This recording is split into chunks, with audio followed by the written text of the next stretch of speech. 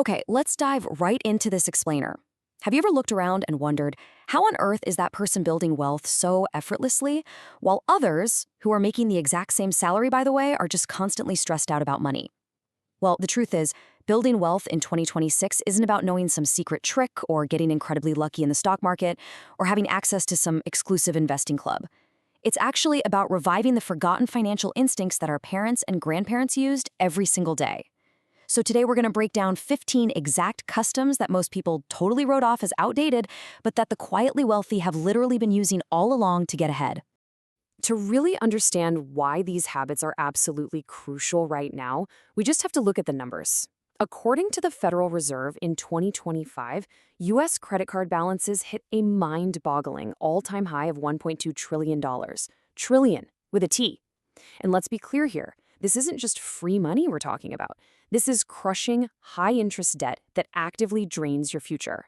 But it's not just credit cards. 15% of adults reported using buy now, pay later services in the past 12 months. And here's the real kicker. More than half of those people didn't use it just for convenience. They used it out of sheer necessity. They literally couldn't afford the purchase otherwise. So this isn't just a string of bad luck. It's a massive problem of financial habits that somehow got lost between generations. Interestingly enough, that whole "we're all equally in debt" narrative, it actually isn't true. When you look at the generational data, baby boomers are the only group where the majority, 62%, actually calculate if they can afford something before they use a buy now, pay later service. And it's not like they possess some sort of superhuman willpower. It's just that they grew up with very specific practical habits that the rest of us simply stopped practicing. So to help us reclaim our financial control without getting totally overwhelmed, we're going to group these 15 forgotten habits into 4 distinct phases. 1, defending your daily budget. 2, rethinking debt and upgrades. 3, the long game strategy. And 4, function over image. All right, let's kick things off with phase 1, defending your daily budget and taking back control. Our very first forgotten habit is the classic envelope system. Now, our grandparents literally used physical envelopes for different expenses. When the eating out envelope was empty, well, the spending stopped, period. Today, paying with a card or tapping an app intentionally erases that psychological friction. Behavioral research actually shows that swiping a card hurts less mentally than handing over a crisp $20 bill, so we naturally end up spending more. Now, you don't have to abandon cards entirely, but applying a cash-only rule to those tricky categories where your money mysteriously slips away, like dining out or entertainment, forces you to physically recognize what you're spending. It's a real game changer. Building on that physical control, we've got 3 more daily habits that families who consistently build wealth swear by. First, they usually cook at home 5 to 6 days a week.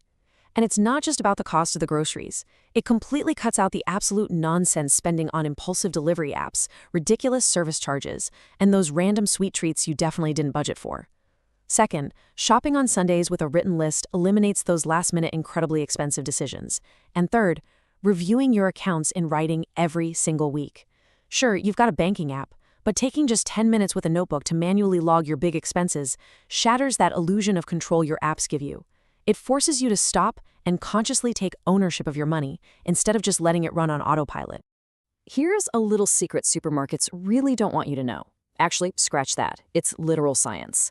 A written list isn't about restricting your fun. It's a direct defense mechanism. Consumer behavior studies show that impulse purchases make up a massive 15 to 20% of total spending on a typical grocery trip.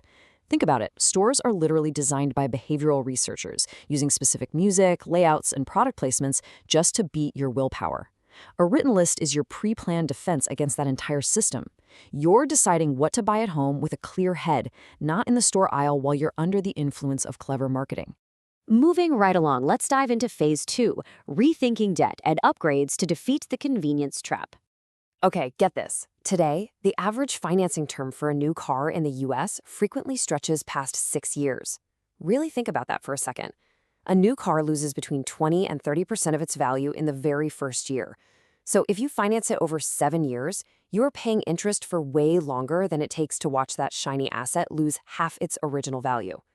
The forgotten habit we need to bring back here is buying a reliable 2 to 3-year-old car. This saves you from the absolute worst part of that depreciation curve, and you can pay it off fast, like in 2 or 3 years. Remember, a car is a tool to get you from point A to point B. It is absolutely not an investment. we also really need to rethink how we upgrade and finance our lives in general. First up, repair before you replace. If fixing an appliance or a piece of furniture costs less than 50% of buying it new, fix it. We've got to stop confusing easier to replace with better. Second, live below what the bank approves you for. If a bank says you qualify for a massive mortgage, remember, they calculate that based on your current income, not your peace of mind. Aim to keep your total housing costs under 25 to 30% of your net income so you actually have some breathing room. And finally, save up for big purchases, like vacations or furniture, instead of just financing them. Using the months it takes to save up acts as a natural, built-in filter. Usually, what excited you 3 months ago doesn't excite you nearly as much today, which prevents you from making a purchase you didn't really need anyway. Which brings us to a simple but literally life-changing question. If you're about to use consumer debt for an everyday expense, just ask yourself this. If the option to finance this purchase in installments didn't exist, would you still buy it today? I'll say that again because it's that important.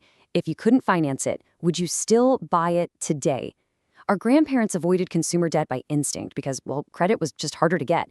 Today, debt is cleverly disguised as a super convenient checkout button.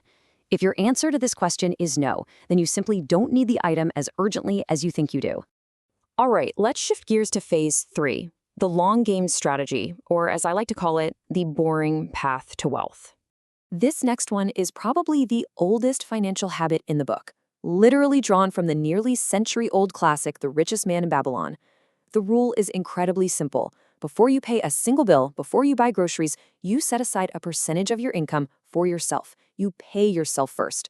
Most people do the exact opposite. They spend all month and then try to save whatever's left, which, let's be honest, is usually nothing.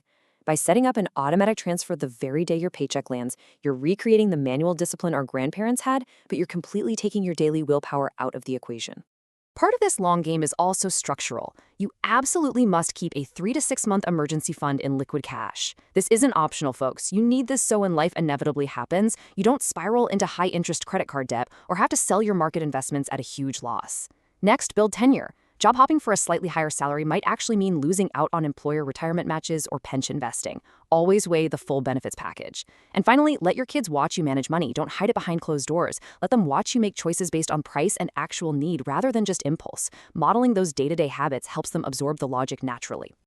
Now, when it comes to investing, I want you to just take a deep breath. You don't need to panic about the daily stock ticker. This quote right here perfectly summarizes the ultimate forgotten habit, contributing consistently to the same account without chasing shiny new trends. Federal Reserve data actually showed that the average combined 401k and IRA balances for households nearing retirement grew massively between 2019 and 2022. And guess what? That growth didn't come from brilliant high-risk market timing. It came from boring, consistent contributions year after year. Like Warren Buffett says, letting time do the heavy lifting is what truly builds wealth. And that brings us to our final phase, phase 4, function over image, the ultimate wealth decision. You know, our grandparents bought what was functional first, and if they had anything left over, then they saved status and luxury for last. Today, constant social media pressure and comparison have completely flipped that script. We feel forced to spend on what looks good to others first, and we just tell ourselves we'll save whatever's left. Author Morgan Housel puts it perfectly. The wealth you can see is almost never the wealth that actually accumulates. People who truly have money are often the ones who show it the least, simply because they prioritized function over image for decades. Let's bring this down to earth with a real-world comparison. Meet Daniel and Alex. They both make exactly $70,000 a year. Now, Daniel carries credit card balances, finances his car for 7 years, uses buy now, pay later, and has zero cash emergency fund.